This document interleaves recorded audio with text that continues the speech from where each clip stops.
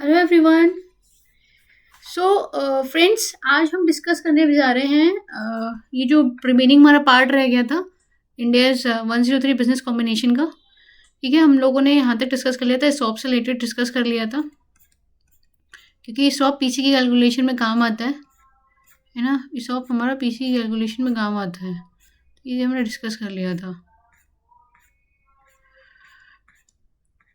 अब हम डिस्कस करने वाले थे non replacement awards. So friends, non replacement awards में क्या होता है कि जैसे मान लीजिए कि मैं, ठीक है, मेरी जो एक्वायरी कंपनी है, मतलब जिसको मैं एक्वायर कर रही हूँ, मैंने उससे बोल दिया कि हम अपने शॉप नहीं दे रहे, आप अपने शॉप ही दे दो। तो मैं रिलायंस के पास गई, तो रिलायंस से बोल रही हूँ, जो भैया अंबानी, सॉरी अंबानी से, मुकेश अंबानी से, कि आप अपने शेयर दे दो, हम नहीं दे रहे। तो उस केस में क्या होगा, जब एक्वायरी कंपनी अपने शेयर इशू कर रही होगी, तो जो प्री कॉम्बिनेशन पीरियड होगा, एक्चुअली क्या है कि आप ये सोचो कि जो मैं नेट एसेट्स एक्वायर कर रही हूँ अल्टीमेटली, ठीक है, क्योंकि मैं अपने शेयर तो दे नहीं रही, तो मैं जो नेट एसेट्स एक्वायर कर रही हूँ इस कंपनी के, जो, ठीक है, नेट एसेट्स एक्वायर मतलब इक्विटी शेयर्स, मतलब है कि नेट एसेट्स मुझे दिखाने पड़ेंगे, एसेट्स और लायबिलिटीज। ठीक है, तो जो मुझे नेट एसेट्स, मतलब जो भी मुझे नेट एसेट्स दिखाने पड़ेंगे, तो वो जो वैल्यू होगी, है ना, वो क्या है, मेरी 100% स्टेक पर होगी। जबकि मेरा कंट्रोल कितना है, 60% मैंने कंट्रोल लिया है बस। ठीक है, 50% ज़्यादा, मतलब 60% लगभग मैंने कंट्रोल लिया है। तो 30-40% किसका है, 40% तो छोटे छोटे शेयर होल्डर्सों का है। ठीक है, रिटेल पार्टिसिपेशन है 40%। तो 40% रिटेल पार्टिसिपेशन है, तो नेट एसेट्स में उनका भी तो पार्ट है ना, उनका भी तो पार्ट है। तो इसलिए क्या होगा, अल्टीमेटली आपका एनसीआई हो जाएगा। जो भी रिजर्व पार्ट है, जो 40% का पार्ट है, हम क्या करेंगे, 100% पर अपने नेट एसेट्स को एक्वायर करते हुए दिखा देंगे, और एनसीआई का अलग से अपना निकाल देंगे, उसमें 40% हिस्सा। ठीक है, तो अब क्या होगा, जब प्री कॉम्बिनेशन पीरियड का कैलकुलेट करते जाएंगे, तो वो पार्ट ऑफ एनसीए माने जाएगा, एसबीआई रिजर्व। जो एसबीबी रिजर्व होता है, एसबीबी रिजर्व जो होगा, वो आपका नॉन कंट्रोलिंग इंटरेस्ट आ जाएगा। मतलब जो हम SBB employ benefit expense debit to SBB reserve कर देते, तो एसबीबी रिजर्व की जगह क्या आ जाएगा, नॉन कंट्रोलिंग इंटरेस्ट आ जाएगा। ये है। तो fair value of ESOP relating to combination period calculate exactly same as replacement awards. ठीक है, फेयर वैल्यू तो वैसे ही कैलकुलेट होगी, लेकिन एंट्री क्या बन जाएगी, asset debit to liability to cash to NCI, ये जो भी इनका पार्ट है वो आ जाएगा। ठीक है, और अगर पोस्ट कॉम्बिनेशन पीरियड में एसबीपी रिजर्व की जगह जो डेबिट टू क्रेडिट होगा, वो आपका एनसीआई होगा, बिकॉज एनसीआई का पोर्शन है उसमें। ओके, तो fair value of ESOP relating to past combination period calculate exactly same as replacement. Journal entry क्या बनेगी, employee benefit expense debit to NCI बन जाएगी। ठीक है, तो ये था। अब हम आ जाते हैं सिक्स वाले पॉइंट पे। ये क्या कह रहा है, if there is any pre existing relationship between acquirer and acquiree before business combination, अगर कोई प्री एग्जिस्टिंग रिलेशनशिप थी, then PC paid to acquiree is consider inclusive of settlement amount for such pre existing relationship. तो PC में वो include हो जाएगा settlement amount. ठीक है, और settlement amount such pre existing relationship need to be deducted from PC, और वो पीसी से घट जाएगा। Calculation settlement paid to acquiree company for pre existing relationship. ठीक है, अगर अगर दो टाइप की प्री एग्जिस्टिंग रिलेशनशिप हो सकती है, एक होती है एक होती है pre existing relationship, non contractual होती है, और एक होती है कॉन्ट्रेक्चुअल वाली। ठीक है, एक होती है नॉन कॉन्ट्रेक्चुअल, एक होती है कॉन्ट्रेक्चुअल वाली। तो law suit filed against acquirer company by acquiree company, settlement amount for this pre existing relationship क्या होगा, फेयर वैल्यू होगी लिटिगेशन लायबिलिटी की। प्री एग्जिस्टिंग रिलेशनशिप ये हो सकता है, मान लीजिए कि मैंने, ठीक है, मैं टाटा हूँ, ठीक है, और ये रिलायंस है। ठीक है, अब मैंने क्या किया है कि टाटा पे ना, मैंने मैंने मैंने रिलायंस के पेटेंट को यूज़ कर लिया और बिजनेस कर लिया। तो मैंने उसके पेटेंट को यूज़ किया, तो रिलायंस ने मेरे को क्या कर दिया, रिलायंस ने मेरे पर केस ठोक दिया। ठीक है, रिलायंस ने मेरे लिए केस ठोक दिया। अब टाटा ने क्या किया, 1 साल बाद रिलायंस में ही 50% से स्टेक ज़्यादा ले लिया, मतलब 60% स्टेक ले लिया। तो सब्सिडी हो गई इसकी। तो भाई प्री एग्जिस्टिंग लिमिट जो केस पेंडिंग पड़ा है उसका क्या। तो टाटा ने कहा ये केस खत्म करते हैं, रिलायंस ने कहा ये तो केस खत्म हो जाएगा क्योंकि मैं तो अब तुम्हारी हो चुकी हूँ, है ना, 60% स्टेक ले लिया तुमने, तो ये जो केस है इसके पैसे तो दो मुझे, है ना, ये खत्म तो करो। तो ये हो गया आपका प्री सेटलमेंट, मतलब जो सेटलमेंट, प्री एग्जिस्टिंग रिलेशनशिप का सेटलमेंट। प्री एग्जिस्टिंग जो भी आपका रिलेशनशिप था, रिलेशन प्री एग्जिस्टिंग मतलब केस चल रहे थे, तो जो भी फेयर वैल्यू आएगी लिटिगेशन लायबिलिटी की। ठीक है, आज कितनी वैल्यू है, वैसे तो मैंने इससे मांगे थे 1 करोड़, लेकिन चलो इसे सेटल कर लेते हैं हम 50 लाख में। तो पहले फेयर वैल्यू क्या आ जाएगी, 50 lakh. Amount to be deducted from PC और 50 लाख की वैल्यू पीसी से घट जाएगी। एंड रिकॉग्नाइज सेटलमेंट लॉस, ठीक है, वो मैं पीसी का पार्ट नहीं दूंगी, तो वो रिकॉग्नाइज हो जाएगी। Settlement loss P and L debit to bank हो जाएगा।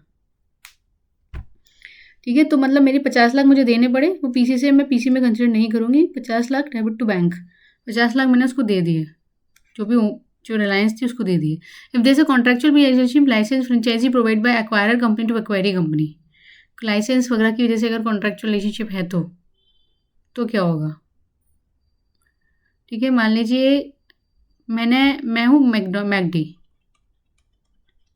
ठीक है, और ये एक्वायरी कंपनी, मैंने इसको मैकडी का लाइसेंस बेचा हुआ है, फ्रेंचाइजी बेची हुई है, ठीक है। अब कल को मैं इसमें अपने स्टेक में सिर्फ फ्रेंचाइजी बेची, लेकिन मैंने इसको 60% पे स्टेक कर दिया, मैंने इसको अपनी सब्सिडी बना लिया, तो जो लाइसेंस दे रखा है इसको, ठीक है, लाइसेंस दे रखा है, और लाइसेंस की जो पीरियड था वो 10 साल था, ठीक है, उसमें से हो गए 4 साल ख़त्म, ठीक है। तो और मैंने लाइसेंस दिया था उसे, मान लो मैंने लाइसेंस दिया था उसको, मैंने 2.5 लाख का, 10 साल यूज़ होने के लिए। तो अगर मैंने उसको 10 साल दिया, 4 साल तो होगा, तो 6 साल की तो उसकी वैल्यू बची लाइसेंस की, ठीक है, ये लाइसेंस की वैल्यू बची। इंटेंजिबल एसेट्स पर Ind AS 38 settlement amount lower of fair value of such licence. Fair value क्या निकल के आई है भाई? फेयर वैल्यू अगर निकाली, ठीक है, लाइसेंस की, तो क्या निकल के आई? फेयर वैल्यू अगर आज मैं किसी को लाइसेंस दूंगी, क्योंकि वो 4 साल बाद था, आज मैं तो 10 लाख में लाइसेंस दूंगी भाई। और कैरिंग अमाउंट कितनी आ रही है इसमें से? मान लीजिए 10 साल का है, 25,000 मल्टीप्लाई 4 हो गए, 1 लाख हो गया, तो 1.5 लाख की वैल्यू आ गई इसकी, है ना। तो ये लाइसेंस भी तो मेरा ही हो जाएगा अल्टीमेटली, ये लाइसेंस मेरा ही हो जाएगा, एक्वायरर कंपनी का ही हो जाएगा, वापस आ जाएगा उसको। तो कितने की वैल्यू की वापस आ जाएगा? ये वैल्यू को वापस आ जाएगा 8.5 लाख का। और penalty amount terminate the contract, ठीक है, पेनल्टी अमाउंट, अगर इस कॉन्ट्रैक्ट को ख़त्म करना है मुझे आज 4 साल बाद, तो मुझे कितना देना पड़ता, मतलब एक्वायरी कंपनी को कितना देना पड़ता? एक्वायरी कंपनी को 4 लाख देना पड़ता है, क्योंकि 6 साल बाद कितने फ्यूचर कैश फ्लोज होंगे, उसका प्रेजेंट वैल्यू निकालो। तो मान लीजिए 4 लाख आ रहा है, तो उसमें से जो भी लोअर हो वो क्या हो जाएगा? वो सेटलमेंट अमाउंट आ जाएगा, वो सेटलमेंट अमाउंट आ जाएगा, ठीक है। तो ये अमाउंट जो होगा वो पीसी में से डिडक्ट होगा एंड रिकॉग्नाइज होगा सेटलमेंट लॉस के रूप में P and L debit to bank में। तो दोनों ही केस में सेम ही है, ठीक है, दोनों केस में P and L debit to bank होगा और पीसी में से डिडक्ट हो जाएगा इतना अमाउंट। ये पीसी का पार्ट फॉर्म नहीं करेगा सेटलमेंट अमाउंट, क्योंकि इसका पीसी मतलब इन्वेस्टमेंट से या कंपनी के स्टेक लेने से कोई रिलेशन नहीं है, तो इसलिए सेटलमेंट पीसी से अमाउंट डिडक्ट हो जाएगा, मैं उसको अलग से पे कर दूंगी। लेकिन टर्मिनेट कर कौन रहा है? टर्मिनेट एक्वायरर कर रहा है, तो एक्वायर को पेनल्टी देनी पड़ेगी ना। तो एक्वायरर चाहे ये दे दे या ये दे दे, इन दोनों में से जो भी हो 4 लाख देकर खत्म कराएगा केस, ठीक है, एक्वायरी कंपनी को। Also fair value of such licence also recognised by acquire company in a business combination entry as an assets taken over from acquiree company. We will read this concept step 4, okay. अब example आ जाता है इसका। A limited acquire B limited by paying PC of 500 lakhs। B limited already filed a case against A limited. यहाँ पे किसने file किया हुआ है? ए लिमिटेड का पेटेंट कौन है? बी है। ए लिमिटेड का पेटेंट, सॉरी, एम लिमिटेड का सब्सी कौन है? बी है। लेकिन बी ने क्या कर रखा है? केस फाइल कर रखा है इसके अगेंस्ट, केस फाइल कर रखा है इसके अगेंस्ट, ठीक है। Limited before this business combination limited already booked a liability against this 10 lakhs, okay, कर रखी थी। And fair value litigation liability 25 lakh है, तो दोनों में से लोअर कौन सा है? कैनिंग अमाउंट हो गया ना ये फेयर वैल्यू, तो 15 लाख रुपये एक्स्ट्रा हो गए ना। 15 लाख को आप पीसी में से घटा दोगे और इसको क्या कर दोगे? Settlement amount debit to bank करके इसका रफा दफा करोगे, तो इसमें से 15 लाख रुपये उठा दोगे तो कितना हो जाएगा? 485, तो इतनी की पीसी हो जाएगी, ठीक है। तो सेटलमेंट अमाउंट फॉर लायबिलिटी कितना हो जाएगा?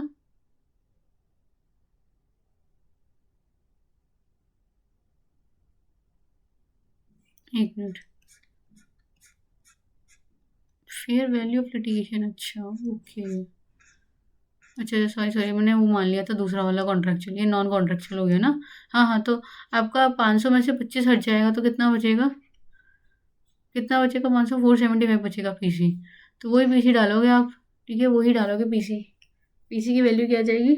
4 475 हो जाएगी, ठीक है, और आपके प्रोविजन कितना ऑलरेडी बना हुआ था, 10 लाख का बना हुआ था, और फिर 15 लाख कहाँ से लेकर आओगे, पीएनएल में से। ठीक है, तो टू बैंक कर दोगे 25 लाख, तो ये सेटल हो जाएगा और यहाँ से डायरेक्ट हो जाएगी। अभी नॉन कॉन्ट्रेक्चुअल आ गया आपका। नॉन कॉन्ट्रेक्चुअल में क्या है कि A limited acquire B limited by paying PC of 1 crore. Okay, it promised a license 4 years ago to be limited for 10 years at 2,50,000. Okay, this line can be terminated by paying amount equal to unexpired initial fees 20 plus 20%. तो initial fees कितनी थी, इसका 20% कितना हो गया, 50,000, तो हो गया 3 लाख। ठीक है, penalty amount, fair value of licence on acquisition 4,50,000, carrying value क्या होगी इसकी, 10 साल का मॉडरेशन है तो फेयर वैल्यू और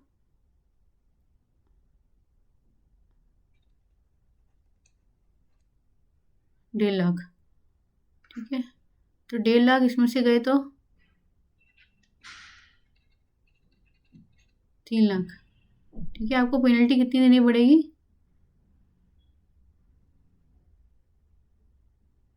अच्छा अनएक्सपायर्ड कितना हो गया आपका,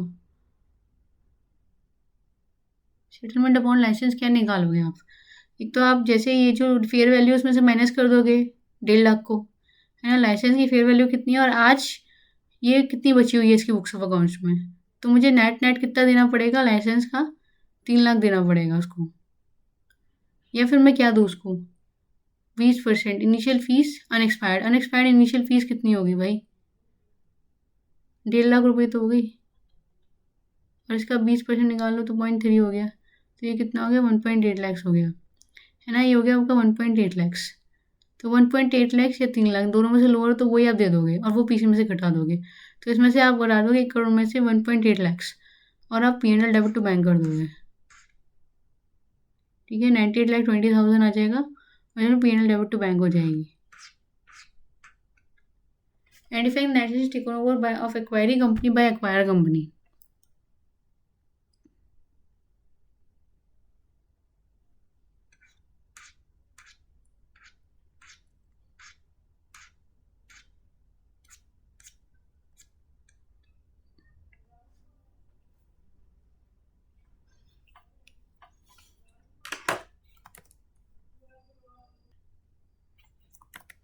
हम आते हैं स्टेप 4 पे। स्टेप 4 क्या कहता है, स्टेप 4 क्या कहता है,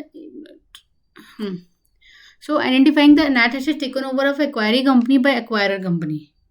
ठीक है, हम क्या नेट एसेट्स एक्वायर करेंगे, तो 3 स्टेप हो गया अल्टीमेटली हमारा। एक तो हो गया, देखो अगर हम यहाँ पर देखें, एक तो सबसे पहले हो गया हम एक्वायरर पता करेंगे, दूसरा हम डेट ऑफ एक्विजिशन पता करेंगे, तीसरा हम पीसी कैलकुलेट करेंगे। एक मिनट मैं आपको दिखा देती हूँ, 3 स्टेप्स हो गए, एक्वायरर को पता करेंगे, फिर डेट ऑफ एक्विजिशन पता करेंगे, फिर पीसी को पता करेंगे। तो ये पीसी के पॉइंट्स है जो भी हमने अभी तक डिस्कस किया। हम 4th स्टेप पे आते हैं इसको, ओके अब 4th पे आ गए, स्टेप 4 पे। तो इसमें ये है कि identify the net assets taken over of acquiree company by the acquire company. फिर नेट एसेट्स को पता करेंगे कि कितनी एसेट्स हम लोग टेकन ओवर, ठीक है, हम टेक ओवर कर रहे हैं। तो all assets liability of acquiree company are taken over fair value on date of acquisition. Date of acquisition पे जो भी फेयर वैल्यू है उस पर हम लोग इसको एक्वायर करेंगे। ठीक है, non current assets held for sale of acquiree company is taken over at fair value less cash cost to disposal as per India 105। ठीक है, तो 105 जो है वो है आपका non current assets held for cell, like building वगैरह हो गई। तो अगर कोई भी बिल्डिंग, ठीक है, वो टेकन ओवर की जा रही है, वो हेल्ड फॉर सेल है, रखी हुई है वो, तो उसको हम किस पे मेजर करेंगे, fair value less cost to disposal पर। ठीक है, कि उसको डिसमेंटलिंग की कॉस्ट क्या होगी। मान लीजिए मेरी कोई मशीन है, ठीक है, वो मेरी नॉन करेंट एसेट्स है और वो मैं उसको बेचने वाली हूँ, मतलब हेल्ड फॉर सेल रख रखी है, तो डेफिनेटली उसको डिसमेंटल करने की कॉस्ट आएगी, तो वही माइनस हो जाएगी।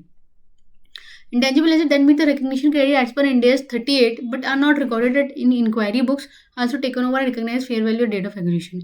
मतलब ऐसी कोई भी इंटेंजिबल एसेट जो कि आपकी एक्वायरी की बुक्स में रिकॉर्ड नहीं है लेकिन वो इंड AS 38 के रिकग्निशन क्राइटेरिया को मैच कर रही है, ऐसी कौन सी हो सकती है। इंटेंजिबल जनरेटेड, जो आपके इंटरनली जनरेटेड गुडविल है वो हो सकती है, इंटरनली डेवलप पेटेंट है वो हो सकता है, नॉन कम्पीट फीस है वो हो सकता है। ठीक है, तो वो भी आप फेयर वैल्यू, क्योंकि अल्टीमेटली आप अगर उस बिजनेस में स्टेक ले रहे हो तो उनकी जो इंटरनली जनरेटेड रेपुटेशन है मार्केट में, जो पेटेंट है, जो नॉन कम्पीट फीस है, उसको भी तो ले रहे हो, तो वो भी फेयर वैल्यू पर रिकॉग्नाइज हो जाता है। ठीक है, contingent liability of acquiree company is also taken over. जो भी कंपनी की एक्वायरी कंपनी कंटीजेंट लायबिलिटी है, मान लो केस हो सकता है, वारंटी का क्लेम आ सकता है, कुछ भी आ सकता है है ना। गारंटी फाइनेंशियल थर्ड पार्टी जो फाइनेंशियल गारंटी दे रखी है वो उसका लायबिलिटी आ सकती है। तो फिर उस केस में वो भी आपकी फेयर वैल्यू पे रिकॉग्नाइज हो जाएगी कंटीजेंट लायबिलिटी, जो कि आप और बैलेंस शीट आइटम करके दिखाते थे अपने नोट्स में। Indemnification assets promise by acquiree company is also taken care. ठीक है, maximum amount at which this indemnification assets to be recognise is up to the amount of contingent liability taken over. Okay, मान लीजिए मेरी financial guarantee है, ठीक है, मैंने financial guarantee दे रखी है, मैंने दे रखी है तीन, ठीक है, मैंने दे रखी है मान लीजिए 3 करोड़ की फाइनेंशियल गारंटी दे रखी है। अब ये कल को जिसके बिहाफ पे मैंने गारंटी दे रखी है उसने डिफ़ॉल्ट कर दिया तो मुझे तो 3 करोड़ देने पड़ जाएंगे, 3 करोड़ देने पड़ जाएंगे। तो अंबानी मुझसे बोलता है, ठीक है, मान लीजिए मैं रिलायंस को एक्वायर कर रहा है, मैंने 60% स्टेक उसी का लिया हुआ है, ठीक है, उसके पास फाइनेंशियल गारंटी रखी हुई है 3 करोड़ की। तो मैंने कहा कल को उसने डिफ़ॉल्ट कर दिया जिसके बिहाफ पे रिलायंस ने 3 करोड़ की गारंटी दे रखी है, तो भाई मेरे को तो 3 करोड़ देने पड़ जाएंगे। तो रिलायंस बनेगा कि नहीं, मैं गारंटी देता हूँ कि तुमको 3 करोड़ देने की जरूरत है, मैं दूंगा। ठीक है, रिलायंस वाला कह रहा है कि मैं दूंगा 4 करोड़ की गारंटी, तुम्हें 4 करोड़ वापस दूंगा। लेकिन क्योंकि हमारा इंडेमनिफिकेशन एसेट जो है उसकी वैल्यू तो भाई 3 करोड़ ही है ना, तो 3 करोड़ ही है उसकी, तो हम 3 करोड़ तक ही इंडेमनिफिकेशन एसेट्स को रिकॉग्नाइज कर सकते हैं अपनी पीसी में। कंटीजेंट लायबिलिटी 3 करोड़ दिखा सकते हैं, 4 करोड़ नहीं दिखा सकते। ठीक है, तो ये है, तो वो हम इसको रिकॉग्नाइज कर देंगे लायबिलिटी को। Reacquired rights pre existing contractual relationship licence appearing in books of acquiring company is also taken over and recognise fair value on the date of acquisition.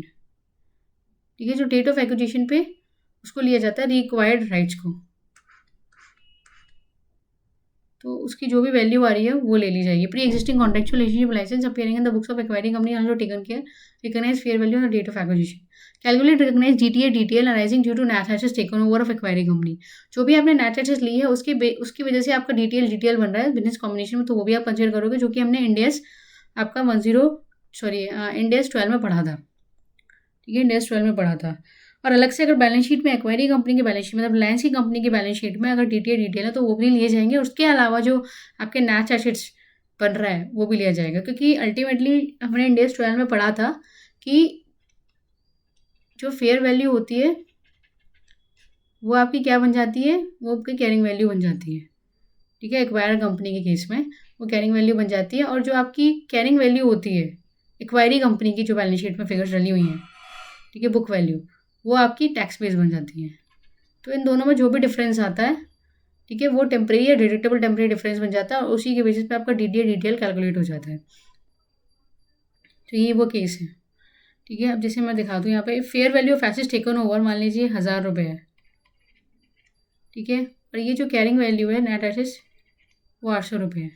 ठीक है, तो जो कैरिंग वैल्यू ये क्या है, आपका टैक्स बेस है, और जो ये 1000 रुपये ये क्या है आपका, ये कैरिंग वैल्यू है ना। तो कैरिंग वैल्यू क्या है, नेट एसेट से ज़्यादा है ना। तो हम कह रहे हैं भाई 200 रुपये तो हम एसेट्स मान ही लें, तो 200 रुपये का बेनिफिट हम देंगे ही नहीं आपको। तो क्योंकि वो कह रहा है टैक्स वाला, कह रहा है इनकम टैक्स वाला 200 रुपये का तो बेनिफिट हम आपको देंगे ही नहीं, आपको रिडक्शन फ्यूचर में मिलेगा ही नहीं, तो आपको टैक्स देना पड़ेगा, तो डिटेल बन जाएगा यहाँ पर, है ना। अब यहाँ पर देखिए, यहाँ पे मान लीजिए ये जो है ये 1000 रुपये है ना, और ये जो है ये 1200 रुपये दे रखा है। ठीक है, 1200 रुपये दे रखा है। तो अब इनकम टैक्स वाला कह रहा है भाई कि ये टैक्स बेस है। ठीक है, जो कैरिंग वैल्यू होती है वो टैक्स बेस होती है, जो फेयर वैल्यू होती है वो क्या होती है, कैरिंग वैल्यू हो जाती है। तो कह रहा है कि 200 रुपये तो हम आपको रिडक्शन दे देंगे, आप टैक्स सेव करोगे फ्यूचर में उसमें, तो 200 रुपये का जो वेरिएंस है उस पर तो हमें रिडक्शन मिल ही जाएगा। ठीक है, 200 रुपये पे तो हम रिडक्शन मिल जाएगा, हम आपकी एसेट इतनी मान रहे हैं और इसी पे आपको बेनिफिट देंगे, तो हमारा टैक्स सेव होगा फ्यूचर में, टैक्स सेव होगा तो डीटीए बन जाएगा।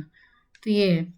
So fair value should be determined by register value. Fair value जो दी जाएगी वो रजिस्टर वैल्यू देखो क्वेश्चन में गिवन होगी।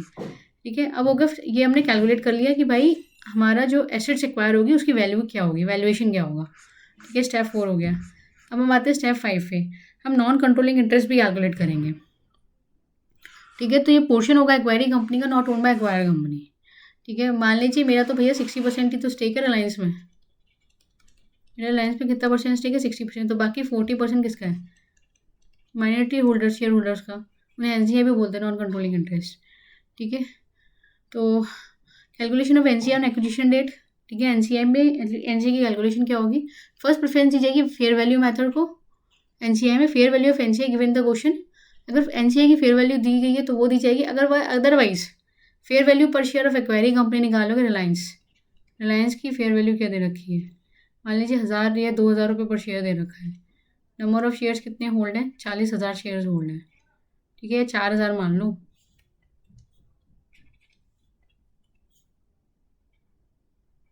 400 शेयर्स है। ठीक है, तो इतनी वैल्यू कितनी आ जाएगी आपकी, 8 लाख। ये जो वैल्यू होगी किसी की एनसीआई की होगी, तो 2 एनसीआई कर दोगे, 8 लाख। सेकेंड मेथड यूज़ करोगे proportion share of net assets method. ठीक है, प्रोपोर्शनल शेयर ऑफ, अगर मान लो ये फेयर वैल्यू अवेलेबल ही नहीं है बिल्कुल भी, तो आप नेट एसेट्स का प्रोपोर्शनल मेथड यूज़ करोगे। मैं नेट एसेट्स ऊपर जो हमने कैलकुलेट करी थी स्टेप नंबर 4 में, ठीक है, तो वो वैल्यू आ जाएगी हमारी नेट एसेट्स की। मान लो ये 1000 रुपये बन रही है ना, तो net assets of acquiree company की नेट एसेट्स कितनी है, और मल्टीप्लाई आपका 40% स्टेक है ना भाई, तो 400 रुपये आ जाएगा। तो ये प्रोपोर्शनल शेयर हो जाएगा आपका। ठीक है, NCI shown as a separate line item in equity head of balance sheet. ठीक है, जो भी आपका इक्विटी हेड है उसमें सेपरेटली शो होता है in CFS of acquirer company. NCI कहाँ शो होता है, आपकी इक्विटी शेयर कैपिटल में होता है। Equity share capital, other equity आ जाती है, और आपका एनसीआई भी आता है अलग से इसके नीचे। ठीक है, तो NCI is not applicable in case of business combination arise नहीं होता वहाँ पे जहाँ पे acquire company obtain control by acquiring net assets of the acquiree company. ठीक है, जहाँ पे आपने कंप्लीटली नेट एसेट्स जो है एक्वायरी कंपनी की वो ले लिए हैं, आपने नेट एसेट्स ले लिए हैं, आपने शेयर नहीं लिया, नेट एसेट्स ले लिए, तो कंपनी बंदी हो गई ना। जब कंपनी बंदी हो गई तो आपका ही सब कुछ हो गया, तो किस बात का एनसीआई है, शेयर्स ही बंद हो गए, मार्केट में लिस्टिंग ही बंद हो गई, तो एनसीआई तो होगा ही नहीं। या फिर by by 100% stake of acquiring company, आपने पूरे के पूरे 1000 शेयर थे रिलायंस के, आपने 1000 शेयर एक्वायर कर लिए, तो भाई वहाँ पर आप ही का सब कुछ है ना, एनसीआई से भी आपने एक्वायर कर लिए, तो कुछ बचा ही नहीं, तो एनसीआई का ही बात का अप्लीकेबल है ना। So that's what it is. अब आता है हमारे स्टेप 6 में, हम गुड कैलकुलेट करेंगे, कैपिटल रिजर्व कैलकुलेट करेंगे। ठीक है, कैपिटल रिजर्व को गेन ऑन बार्गेन परचेज भी कहेंगे एक्विजिशन डेट पे। ठीक है, तो यहाँ पर 1 मिनट,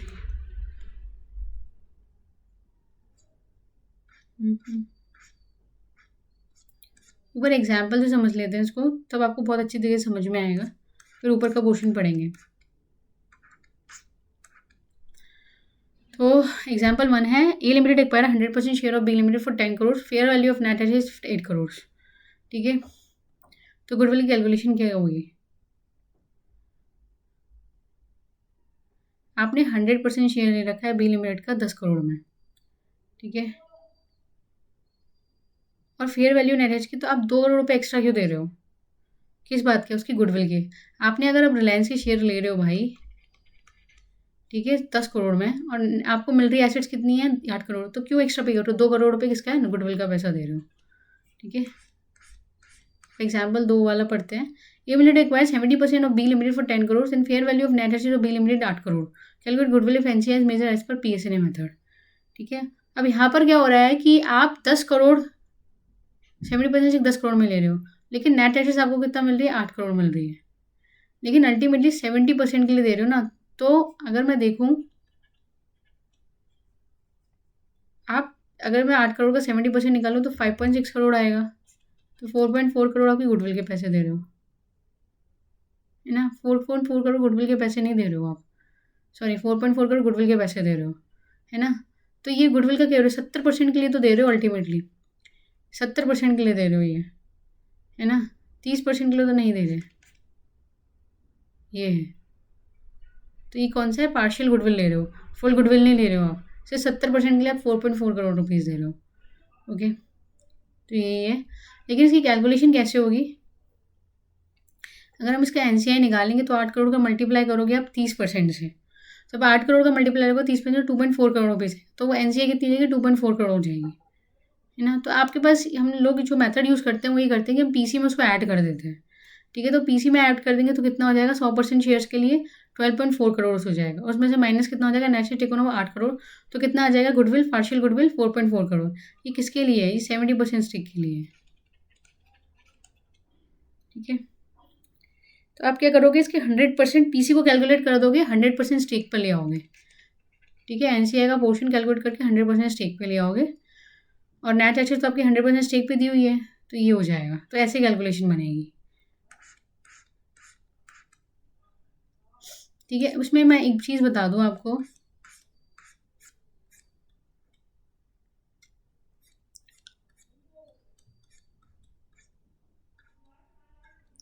देखिए कैपिटल रिजर्व लिखा हुआ है, मान लीजिए आपकी नेट एसेट्स है 8 करोड़ की, ठीक है, आपकी नेट एसेट्स है 8 करोड़ की और आप दे रहे हो पैसा 1 करोड़, सॉरी, आपकी नेट एसेट्स 8 करोड़ की और पीसी दे रहे हो 7 करोड़, तो भाई 1 करोड़ कम दे रहे हो, कैसे?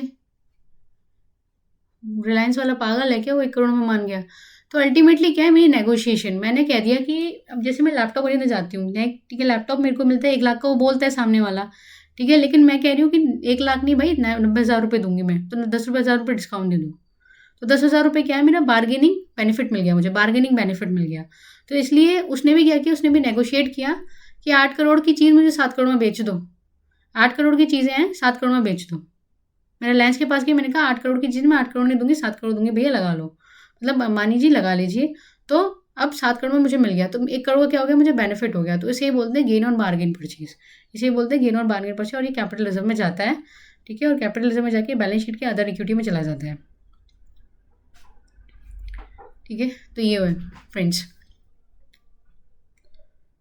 तो हम लोग जब कैलकुलेट करते हैं तो उसे पूरे पीसी को ही 100% स्टेक पे ले आते हैं, पीसी को ही 100% स्टेक पे ले आते हैं, नॉन कंट्रोलिंग इंटरेस्ट ऐड कर लेते हैं और लेस करते हैं नेशनल टेक ओवर इक्विटी 100%, तो वो बराबर हो जाता है, ठीक है। अगर ये पॉजिटिव है तो गुडविल होगा, अगर नेगेटिव है तो gain on bargain purchase which is recognise OCI, OCI में रिकग्नाइज होगा but accumulated as capital reserve in other equity head in balance sheet, okay. Goodwill can be calculated as known as acquired goodwill as per Ind AS 103, it can not be amortise, नहीं हो सकती दूसरे intangible assets की तरह, खरीदी हुई goodwill है circular reference की वजह से, ठीक है, क्योंकि इस पर डीटे निकलेगा, फिर से वो रिवाइज होगा, फिर डीटे निकलेगा, तो फिर ऐसे कन्फ्यूजन हो जाएगी, ठीक है। तो इसलिए गुडविल पे अमोर्टाइज, सॉरी, गुडविल पे डीटीए डिटेल कैलकुलेट नहीं होता आपके उस पर, हाँ, अमोर्टाइजेशन भी नहीं होता है, ठीक है, आपका ये अदर इंटेंजिबल एसेट्स की तरह अमोर्टाइज भी नहीं होता, क्योंकि ये खरीदी परचेज गुडविल है, ये परचेज गुडविल, और परचेज गुडविल कभी अब अमोर्टाइजेशन नहीं होता, क्योंकि उसकी रेपुटेशन कोई गिरेगी तो ना, बढ़ेगी ना अल्टीमेटली, ठीक है। तो इट इज ट्रीटेड, हाँ, लेकिन इम्पेयरमेंट जरूर हो जाता है एनुअली, ठीक है, एनुअली इम्पेयरमेंट जरूर हो सकते हैं, this is a rule actually as per Ind AS 103 कि गुडविल, खरीदी हुई गुडविल कभी भी अमोर्टाइज नहीं होती, इम्पेयरमेंट जरूर होती है। In case of goodwill NCI use calculate as follows, ठीक है, तो ऐसे होता है गुडविल की calculation, fair value method, PSNA method, fair value जो होती है उसको फुड गुडविल बोलते हैं, और गुडविल जो होती है उसको पार्शियल गुडविल भी बोलते हैं, ठीक है। पीएसएनए मेथड को क्या बोलते हैं, पार्शियल गुडविल भी बोलते हैं। क्यों बोलते हैं पीएसएनए मेथड को पार्शियल गुडविल? क्योंकि जब हमने नीचे पढ़ा था केस, तो अल्टीमेटली हमने देखा था कि मैं 70% स्टेक के लिए मैं कितना दे रही हूँ, 4.4 करोड़ रुपीज़ दे रही हूँ, है ना, वो पीएसएनए मेथड ही था। फेयर वैल्यू मेथड में क्या होता है, फुल गुडविल हो जाती है। ये भी पता करते हैं कि एक बार एग्जाम्पल पढ़ लेते हैं तो ये भी क्लियर हो जाएगा फुल गुडविल कैसे हो रही है, ठीक है। यहाँ पर हमारा एग्जाम्पल दे रखा है, A limited acquire 70% shares of B limited for 10 crore, fair value of net assets is 8 crore, fair value of NCS 2.6 crore, calculate goodwill if NCS measured as per fair value method, ठीक है। अब ए लिमिटेड ने एक्वायर कितना किया, 70%, 10 करोड़ रुपये में, 70% स्टेक 10 करोड़ ले रहा है, फेयर वैल्यू एसेट्स की कितनी है, 8 करोड़ है, तो ये तो 100% स्टेक पर है ना, और फेयर वैल्यू ऑफ एनसी क्या है, 2.6 करोड़ है, तो फेयर वैल्यू दी है, पीएसए मेथड यूज़ होगा नहीं, है ना, तो पीएसए मेथड यूज़ होगा नहीं, तो हम लोग कहेंगे 10 प्लस 2.6 कर लेंगे, तो कितना हो जाएगा, 100% स्टेक पर आ जाएगा, और माइनस क्या कर देंगे, माइनस 8 करोड़ कर देंगे, तो कितना आ जाएगा, 4.6 करोड़ आ जाएगा, 4.6 करोड़ हो जाएगा। अभी फुल गुडविल है कैसे गाइस फ्रेंड्स, ये फुल गुडविल ऐसे है कि इसमें 2 पॉइंट फेयर वैल्यू एनसी आएगी, तो मतलब इसमें गुडविल का अमाउंट भी होगा, ठीक है, इसमें गुडविल का अमाउंट भी होगा, तो अल्टीमेटली मैं पैसा किस बात का दे रही हूँ, 4.6 करोड़ दे रही हूँ उसको, फुल गुडविल का अमाउंट दे रही हूँ, क्योंकि इसमें जो पैसा है ना, इसमें गुडविल का भी अमाउंट है, इस वजह से, इसलिए फुल गुडविल मान जाता है, okay.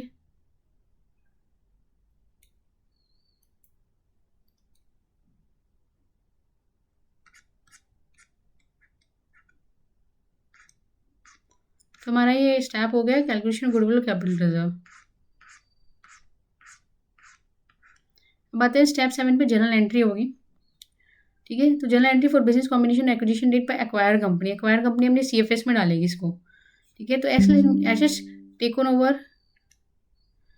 Taken over of acquiree company account debit as per step 4। हमने स्टेप 4 के अकॉर्डिंग एसेट्स टेकन ओवर की वैल्यू निकाल दी थी। गुडविल की वैल्यू बैलेंस हो जाएगी। To liabilities taken over acquiring company as per step 4, ये दोनों निकाल लिए थे।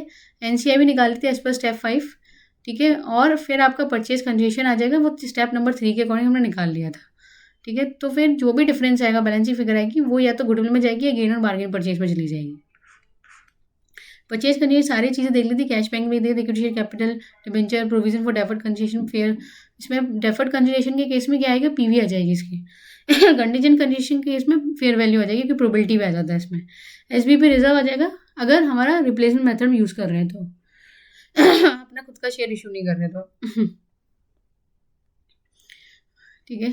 इन the of January we can also credit investment in acquiree limited instead of PC। ठीक है। PC की जगह प्रैक्टिकल लाइफ में क्या होता है, क्योंकि प्रैक्टिकल लाइफ में आपका ना इन्वेस्टमेंट एक्वायरी कंपनी यूज़ होता है रादर देन ये PC इतना बड़ा क्रेडिट करके। That is already record in separate financial, क्योंकि सेपरेट फाइनेंशियल स्टेटमेंट में क्या होता है, सेपरेट फाइनेंशियल स्टेटमेंट में हम लोग बैंक कर चुके होते हैं ऑलरेडी। ठीक है। हम लोग क्या कर चुके होते हैं, इन्वेस्टमेंट जब सेपरेट फाइनेंशियल स्टेटमेंट बनाते हैं तो हम लोग क्या फॉलो कर रहे होते हैं, इंडियाज इन्वेस्टमेंट कर रहे हैं तो PP हो जाता है ना हमारा, है ना। अगर हम सेपरेट फाइनेंशियल स्टेटमेंट की बात करें तो यहाँ पर भी क्या कर लेते हैं हम लोग, क्योंकि इन्वेस्टमेंट है हमारा ये, तो इन्वेस्टमेंट इन जो भी हमारा सब्सिडी है वो डेबिट टू बैंक हो जाता है। तो भाई बैंक आ गया ना, अब इस पर टू बैंक फिर से धोना होगा, है ना। तो इसलिए प्रैक्टिकली हम इन्वेस्टमेंट एक्वायरी कंपनी लिमिटेड कर लेते हैं। ठीक है। And that is already recording separate financial acquirer. Okay. फिर हम क्या करेंगे, स्टेप 8 करेंगे, कंसोलिडेटेड बैलेंस शीट प्रिपेयर करेंगे of acquirer after the business combination acquisition date. ठीक है। एक्विजिशन डेट पे जो बिजनेस कॉम्बिनेशन का जो कंसोलिडेटेड बैलेंस शीट है उसको प्रिपेयर करेंगे। So take all item assets, liability, share capital, reserves, ये सब लेंगे at carrying amount of acquirer. ठीक है। तो कंपनी की बैलेंस शीट जाएगी एक्विजिशन डेट पर and give effect of business combination entry. Okay. So ये जाएगा। अब सारे आइटम लोगे, assets, liability, share capital, reserve, carrying amount of acquirer. ठीक है। जो भी एक्वायर की कैरिंग अमाउंट है वो तो आप लोगे ही लोगे डेफिनेटली। मेरी जो बैलेंस शीट आ रही है, मेरी जो एसेट्स आ रही है वो तो मैं लूँगी। ठीक है। और बिजनेस कॉम्बिनेशन की एंट्री उसमें ऐड कर दूँगी, जो भी एसेट्स हैं रिस्पेक्टिव हेड्स में वो ऐड कर दूँगी, तो ये हो जाएगा और वो फेयर वैल्यू पर आएंगी। अब आता है मेजरमेंट पीरियड।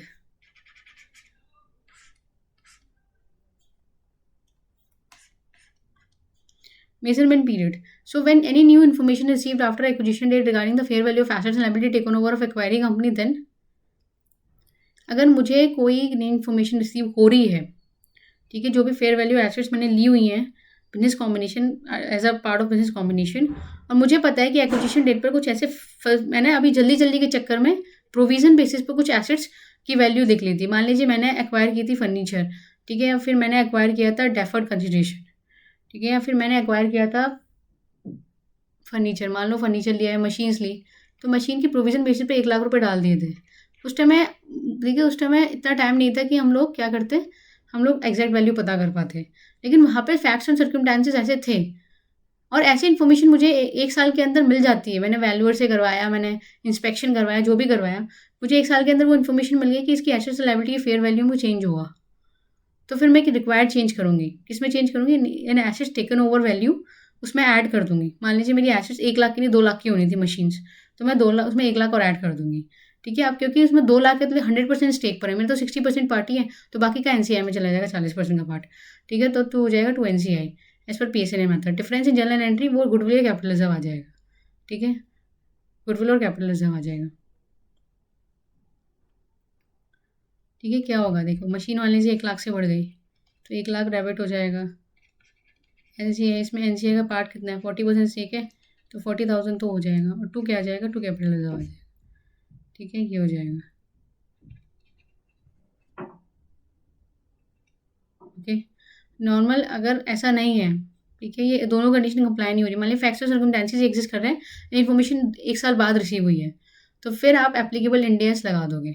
तो फिर क्या होगा, इंडेस आपका क्या आ जाएगा यहाँ पर, मशीन के केस में, एसेट्स के केस में, PPA के केस में 16 आ जाएगा। ठीक है। तो ये होगा। अब ये सारे स्पेशल केस हैं, वो हम नेक्स्ट वीडियो में डिस्कस करेंगे। ठीक है। सारे के सारे आपके स्टेप अप एक्विजिशन है, डी मर्जर है, मर्जर है, आपका, ठीक है, कंट्रोल, कॉमन कंट्रोल है, तो काफ़ी सारे केसेस हैं, स्पेशल केसेस हैं, वो हम अगली वीडियो में डिस्कस करेंगे friends. So thank you for watching.